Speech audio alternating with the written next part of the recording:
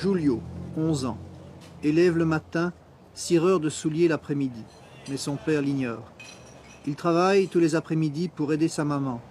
60 centimes belges par paire de souliers cirés, mais les clients sont rares. Echale todo, Manteguste. Hoy. Ven acá. Tampoco, así se siente. Hoy. Ven acá, ven acá.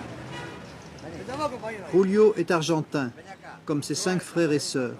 Ses parents, eux, sont boliviens, émigrés depuis 20 ans en Argentine à la recherche de travail. Le père de Julio est maçon. Ven acá. Acá, ven acá.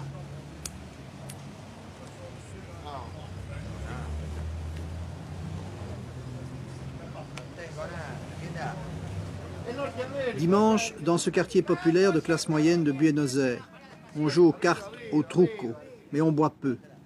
En Argentine, les classes moyennes représentent près de 50% de la population. Petits commerçants, employés fonctionnaires. Pour eux aussi, le nouveau régime a signifié une diminution considérable de leur pouvoir d'achat. Un ouvrier dans l'industrie gagne de 1500 à 2500 francs belges par mois. Le coût de la vie est moins cher que chez nous, mais c'est insuffisant. Aussi, beaucoup d'Argentins ont-ils 2 emplois. Comme beaucoup d'ouvriers argentins, Julio et sa famille vivent dans une villas miserias, un bidonville.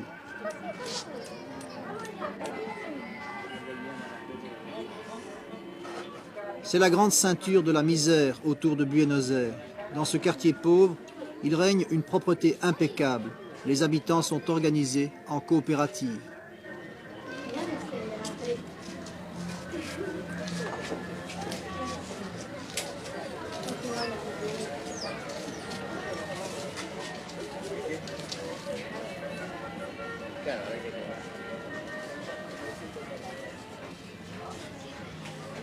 C'est ici que vivent les descamisados, les sans-chemises, comme on appelait en 1945 les partisans de Perón.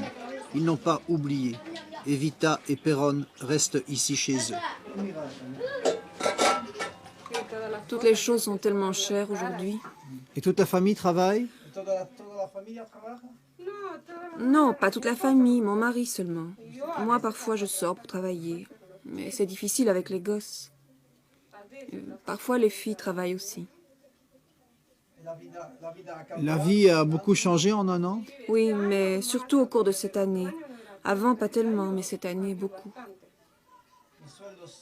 Les salaires sont bloqués. Non, mais les salaires, quand ils augmentent, les choses augmentent aussi, alors c'est comme si de rien n'était.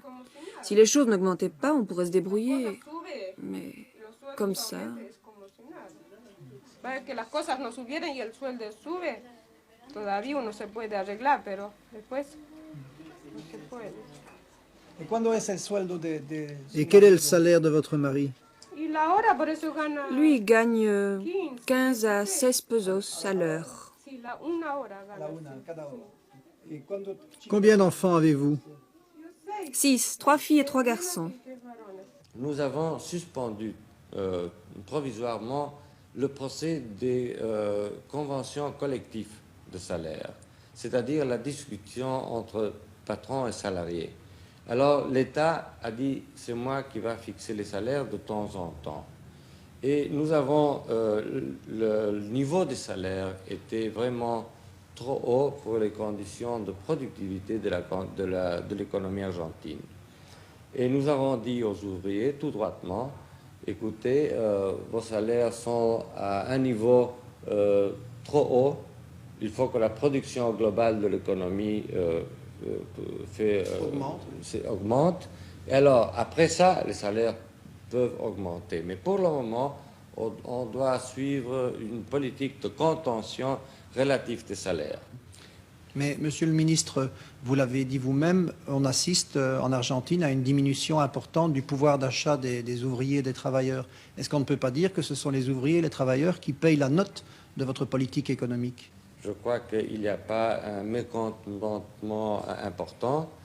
Tous les divers secteurs sociaux se rendent compte que la situation de crise où nous étions au mois de mars de l'année passée était si grave qu'on ne peut pas sortir tout de suite. et pouvoir contenter tout le monde.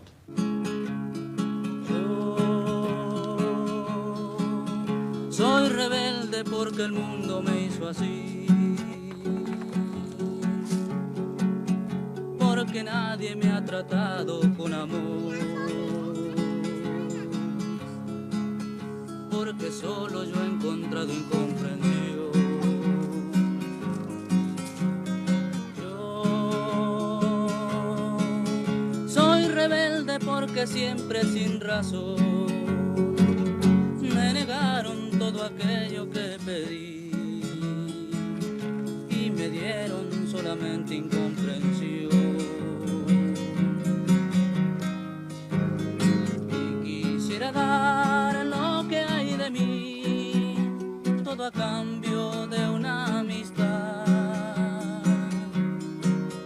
y cantar y vivir y olvidar el rencor, y soñar y reír y sentir solo amor.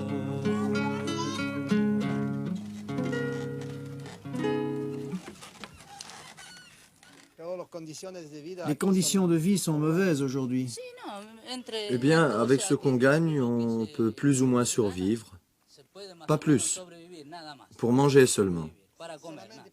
Actuellement, bien sûr, parce qu'avant, quand il y avait un autre gouvernement, c'était différent. Et avant? Oui, avec ce gouvernement, vraiment, la situation est pire qu'avant. Beaucoup plus mauvaise. Avant, vous gagnez plus. Oui, le salaire suffisait pour faire plus de choses.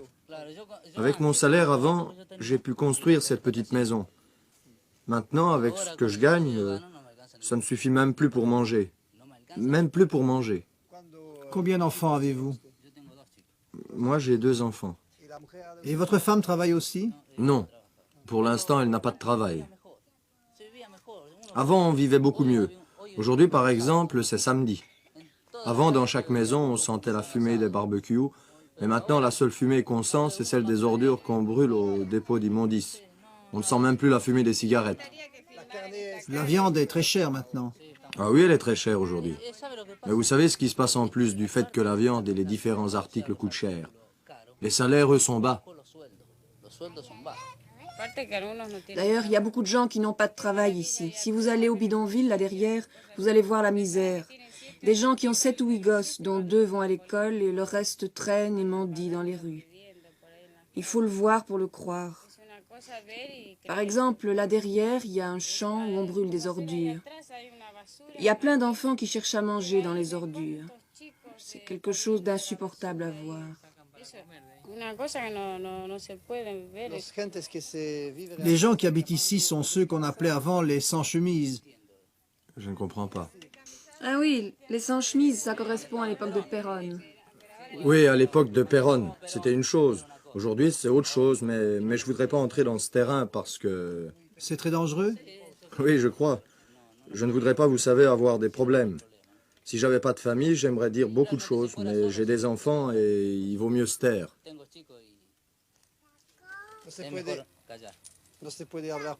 On ne peut pas parler de politique ici. Oui, on peut parler de politique. Mais je ne voudrais pas, car si je me mets à parler, je risque de dire des choses que je ne dois pas dire, des choses qui ne doivent pas arriver à d'autres oreilles. Vous me comprenez, n'est-ce pas? C'est dangereux. Oui, nous sommes libres, parce que moi, par exemple, je peux vous dire qu'avec ce gouvernement, je vis mal. Je peux le crier aux 80. Oui. Tu peux parler, mais où est-ce qu'on te retrouvera demain? Oui, ça c'est vrai, oui. Et elle a tout à fait raison, parce que souvent, quand on parle, on vous retrouve après avec une balle logée dans la tête. C'est déjà arrivé plusieurs fois. Mais vous savez ce qui se passe? C'est le peuple qui est trop tranquille. Nous avons peur. Comment vous dire? Ce sont eux qui disposent de la force, des armes. Qu'est-ce que vous voulez? Qu'on les affronte avec un lance-pierre? Avec un bâton? C'est là la question. Il faut rester calme et c'est ça le problème.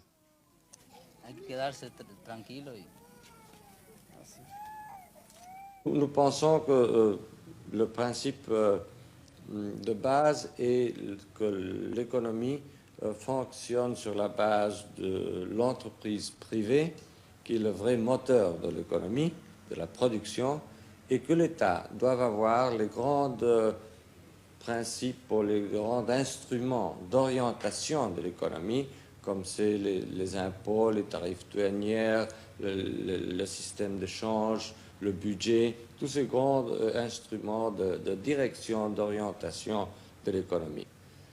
Et avec la libération de tout contrôle de prix, on a reconnu la nécessité de la rentabilité, du profit, pour que l'entreprise peut produire et avoir des biens, investir vraiment, premièrement, après produire, et avoir des produits sur le marché pour le consommateur.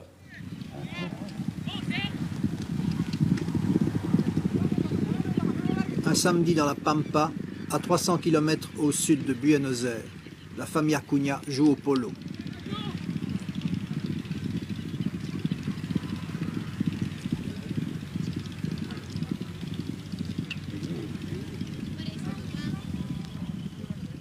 Monsieur Acuña, 71 ans, et son fils aîné. 12 000 hectares des meilleures terres de l'Argentine. Aérodrome et avions privés, yachts, études secondaires en Suisse. C'est un représentant typique de l'oligarchie terrienne argentine. Ici, pour vous, c'est un véritable paradis sur terre. Ah oui, oui, oui. C'est exactement ce que j'adore ça. J'adore mon pays, sans aucun doute. Au fond, qu'est-ce qui est dommage ici, c'est qu'on ne vous laisse pas en paix, quoi. Maintenant, on commence à nous laisser en paix. Il faut espérer que ça continue. On ne nous laissait pas en paix. Qui vous laissait pas en paix? Notre ami. Ah bon. Vous parlez de Perón. Je parle de Perón. Il a fait du mal pour l'Argentine? À ce moment, oui. Il y a sans aucun doute. C'était un des types les plus néfastes qu'il y a eu dans le pays. Et vous payez encore les conséquences de cette commandant, politique? et commandant. Et nous allons les payer pendant très longtemps, malheureusement. Mais c'est épouvantable comme régime. La démagogie a ruiné notre pays. Enfin, il y a beaucoup à faire, nous allons nous en sortir, parce que réellement, c'est un pays merveilleux, et avec nos terres et nos élevages, et nos animaux, et notre admirable agriculture, nous allons nous en sortir.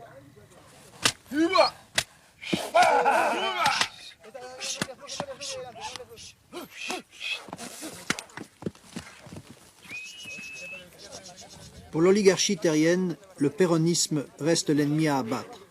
Pourtant, Perón ne s'est jamais attaqué à la structure même de la propriété agricole. Aujourd'hui encore, en Argentine, 1% des propriétaires terriens disposent de 50% des terres cultivables. Dans le sud du pays, des exploitations d'1 million d'hectares appartiennent à un seul propriétaire.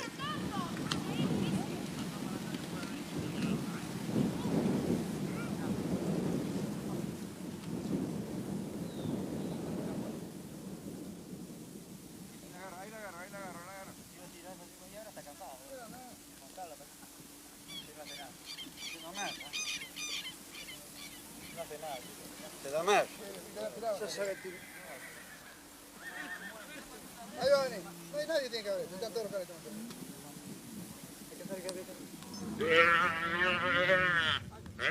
Le bétail reste une des grandes richesses de l'Argentine, avec un cheptel de plus de 100 millions de têtes, dont plus de la moitié de bovins. L'Argentine est aussi un des greniers du monde. Plus de 20 millions de tonnes de céréales sont produites chaque année, dont près de la moitié est exportée.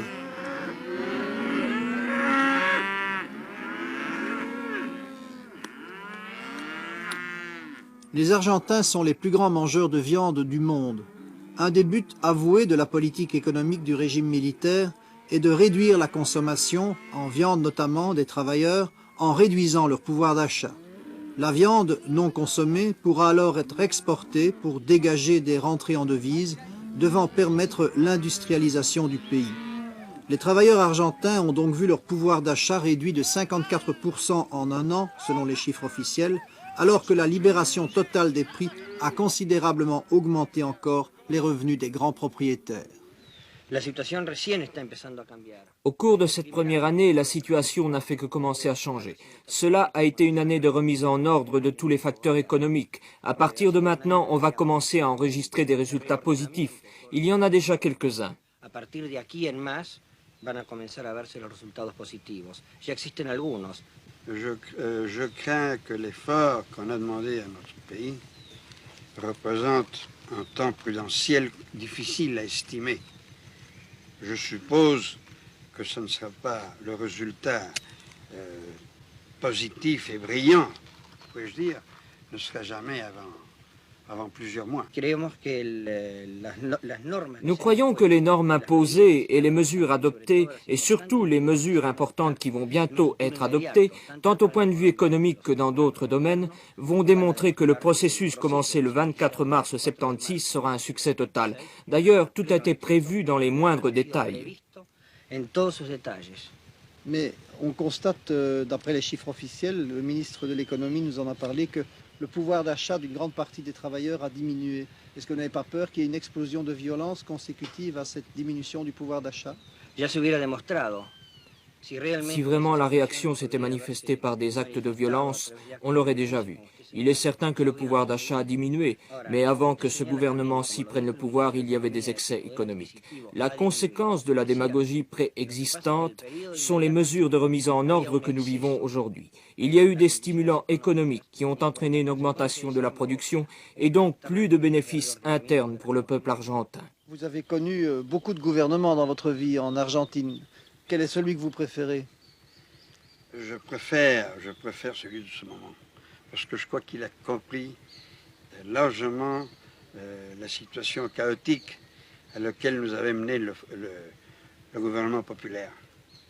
Et je suis sûr qu'il va nous sortir de la situation que l'autre gouvernement nous a laissée. Donc pour moi, c'est le meilleur gouvernement. Quoique je ne sois pas politique, je dis ça comme un Argentin. D'un point de vue de propriétaire foncier, pour vous, c'est le meilleur gouvernement possible? Oui, je crois que oui. C'est un très bon gouvernement, point de vue foncier. Très bon. Lo único que le puedo decir es que han habido incentivos. D'ailleurs, les centres financiers européens ont pleinement répondu aux demandes du gouvernement militaire argentin.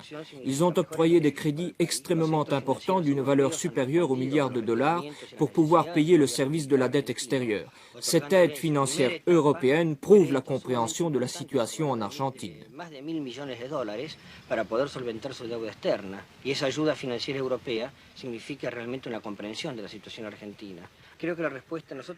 Nous avons eu une expérience assez triste de l'excès de politisation. Et ce qui se passe en Europe, c'est qu'il y a aussi un excès de politisation. Ainsi, pour satisfaire des besoins électoraux d'ordre local, ils adoptent à notre égard des attitudes critiques. Mais dans la pratique, quand on en arrive au domaine des faits concrets, on constate l'aide financière dont je viens de parler. Donc, l'étranger comprend notre évolution politique actuelle. Ça voudrait dire que le commerce n'a pas d'odeur? Je crois que non. Le commerce n'a pas d'odeur. Le commerce n'a effectivement pas d'odeur, surtout si l'on sait que l'Union soviétique est le premier client de l'Argentine, à qui elle achète de la viande et du blé.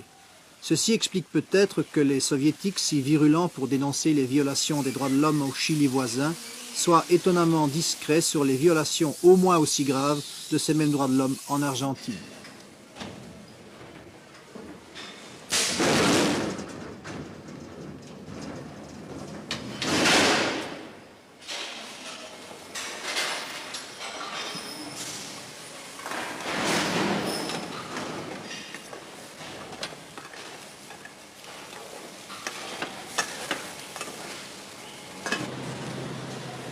Les ressources agricoles et animales de l'Argentine sont connues. Ce que l'on sait moins, c'est que l'Argentine est aussi une grande puissance industrielle disposant de technologies de pointe. La production industrielle argentine est plus importante que la production agricole, même si c'est la production agricole et animale qui assure la plus grande partie des exportations. Les industriels ont ainsi des objectifs différents des grands propriétaires terriens, car pour les industriels, l'essentiel de leur marché se situe en Argentine même. La baisse du pouvoir d'achat de la masse de la population entraîne une récession économique et un très grand nombre de petites industries ont fait faillite en un an. Au point de vue industriel, les seuls bénéficiaires de la politique économique du régime militaire sont les grandes sociétés multinationales dominées par le capital étranger qui travaillent surtout pour l'exportation. Pour ces grandes entreprises multinationales, le blocage des salaires des ouvriers et donc la diminution dans les prix de revient du prix de la main-d'œuvre signifie des exportations à meilleur compte et des bénéfices accrus.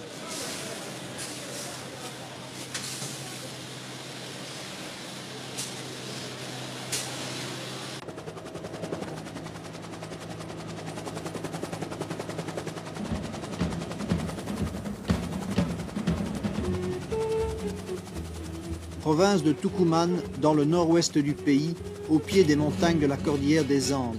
Ici, ce n'est plus l'état de siège, c'est l'état de guerre. Il y a un peu plus d'un an, les guérilleros antigouvernementaux étaient ici solidement implantés.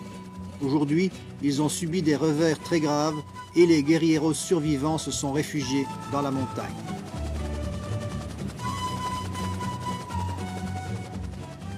Les paysans pauvres sans terre de cette région, l'une des plus déshéritées et des plus peuplées du pays, sont coupables aux yeux des autorités militaires d'avoir aidé la guérilla en leur fournissant un appui logistique en vivres et en logement.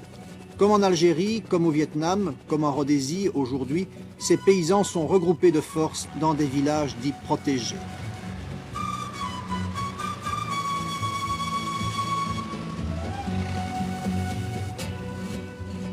Les paysans de cette région sont des ouvriers agricoles saisonniers et souvent nomades, coupant la canne à sucre quelques mois par an et inactifs le reste de l'année.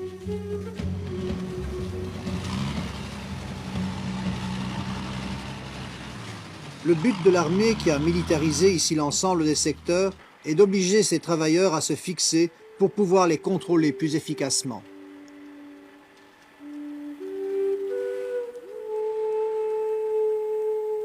L'armée construit ces maisons propres et coquettes que les paysans devront rembourser en 20 ans.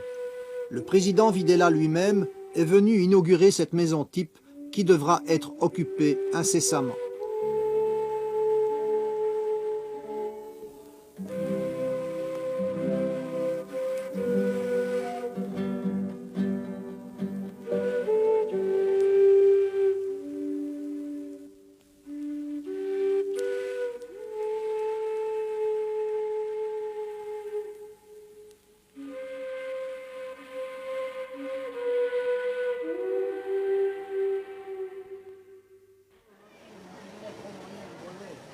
L'action de l'armée comprend aussi une assistance médicale très sommaire et insuffisante, mais qui vise à gagner l'adhésion des populations locales fortement métissées d'Indiens.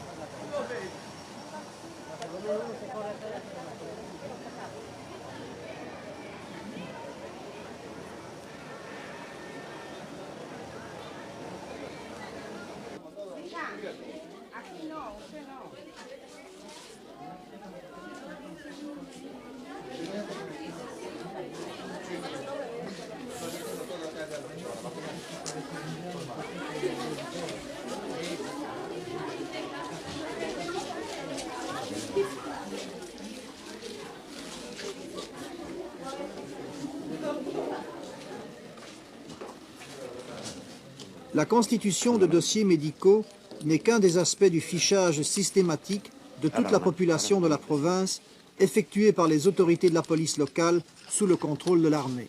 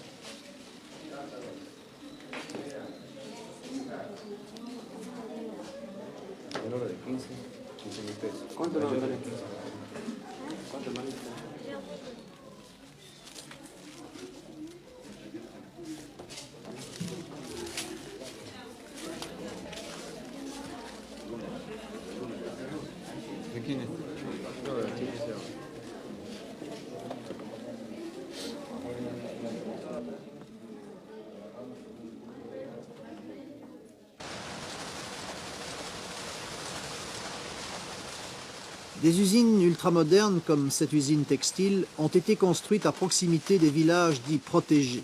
Le but ici, comme nous l'a expliqué un colonel, étant de fournir du travail aux paysans saisonniers, obligés maintenant de travailler de manière régulière pour pouvoir rembourser leurs maisons qu'ils ont été obligés d'acheter. L'armée veut ainsi intégrer ces anciens paysans marginaux au circuit de production et de consommation. Les grosses entreprises nationales et multinationales reçoivent ici des crédits publics pour investir et disposent sur place d'une main-d'œuvre non qualifiée mais bon marché et docile. En effet, la production étant considérée comme un objectif stratégique, toute grève ou revendication ouvrière sont strictement interdites et passibles des cours martiales.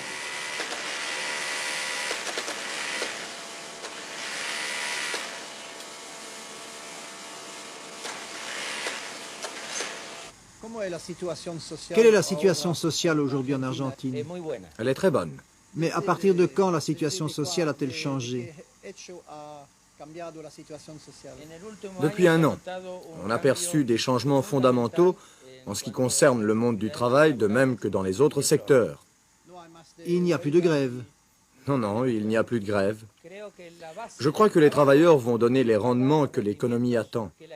C'est-à-dire que si nous travaillons tous, et si chacun prend sa part de travail et de responsabilité, ce pays doit aller de l'avant, car c'est un pays riche, avec un grand potentiel humain et des ressources naturelles magnifiques.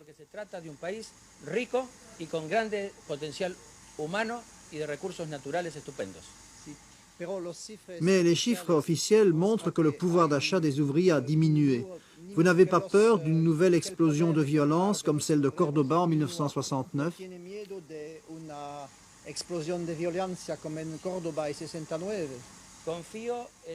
Je fais confiance aux personnes qui dirigent notre pays. Les problèmes sociaux sont aujourd'hui extrêmement surveillés et j'ai foi et confiance qu'avec l'administration d'aujourd'hui, il n'y aura plus de problèmes sociaux. On parle beaucoup des lois de sécurité nationale et très peu de ces autres lois qui, elles, visent la majorité de la population, c'est-à-dire les travailleurs argentins qui constituent la majorité du pays. Pourquoi c'est très important d'insister sur ce point? C'est que derrière tout cela, il y a une stratégie que j'ai retrouvée dans un pays comme le Brésil, qui est l'individualisation systématique du comportement des gens, et spécialement des travailleurs. La possibilité de licencier qui s'ajoute au chômage, l'interdiction du droit de grève, du droit de pétition collective, etc. Ça aboutit à quoi?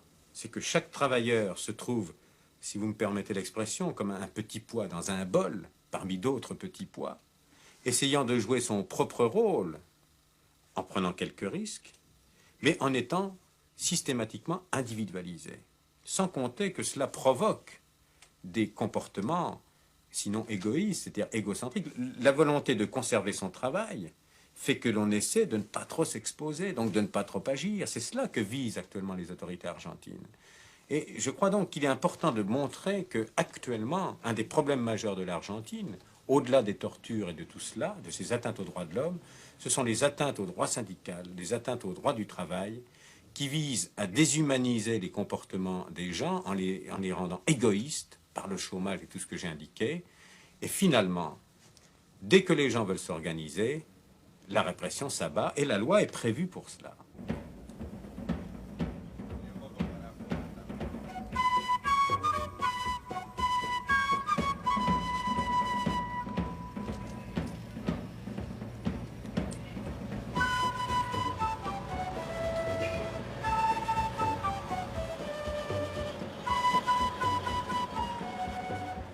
Les militaires et le général Videla lui-même avouent souvent leur incompétence en matière économique.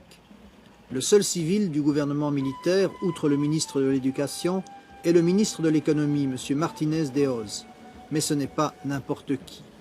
Sa biographie officielle signale notamment qu'il fut président du Conseil du patronat argentin et président du plus grand trust de l'acier national.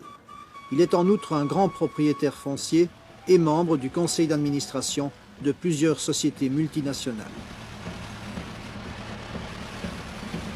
Quand est-ce que vous pensez que la démocratie pourra être établie en Argentine? Je crois que c'est très difficile de parler de moi ou de déterminée, d'une quantité déterminée d'années. Le gouvernement et la société argentine ont dû se défendre. Ils ont été attaqués, alors ils ont dû se défendre. Alors, vraiment, c'est une chance que ça termine.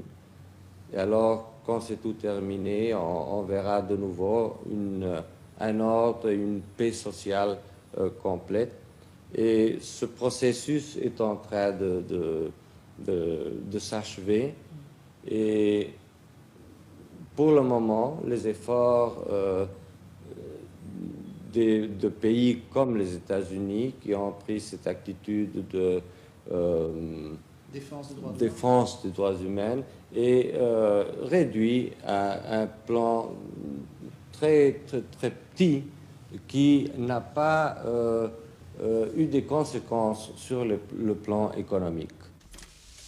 Le problème des droits de l'homme est un peu un épiphénomène. Pour moi, ça reste vraiment une très grande interrogation. Pourquoi la répression la moins connue, celle que j'évoquais au début, s'exerce essentiellement sur les travailleurs? C'est que derrière tout cela, vous avez quoi? L'économie. Et derrière l'économie, vous avez des privilèges. Et vous savez, nulle part, et cela nous guette aussi, en Belgique comme en France, si un jour nous devons renoncer à des privilèges, vous croyez que les gens le feront volontairement? Non. Ils le feront sous une pression politique, sous une pression sociale. Et ceux qui détiennent des privilèges, eh bien, refusent. Actuellement, pour moi, le ministre le plus important d'Argentine, celui qui a la responsabilité la plus grande, ce n'est pas le ministre de l'Intérieur, ce n'est peut-être pas même Videla, c'est le ministre de l'Économie. Derrière toutes ces lois que je citais au début, c'est fondamentalement un système économique. Et pour que ce système subsiste, eh bien, le jour où il est en cause, on emploie tous les moyens. Et les problèmes de droits de l'homme deviennent tout à fait seconds. Et ça, je dois dire, je l'ai touché du doigt aussi bien au Brésil qu'en Uruguay.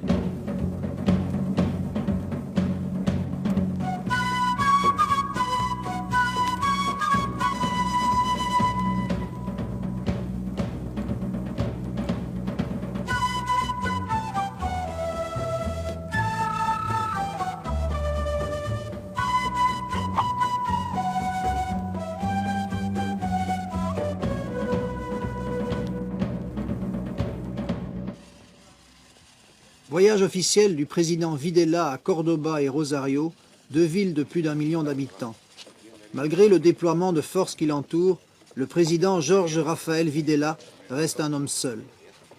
Avec 3 tentatives d'assassinat en 1 an, la terreur a pour lui l'effet d'un boomerang.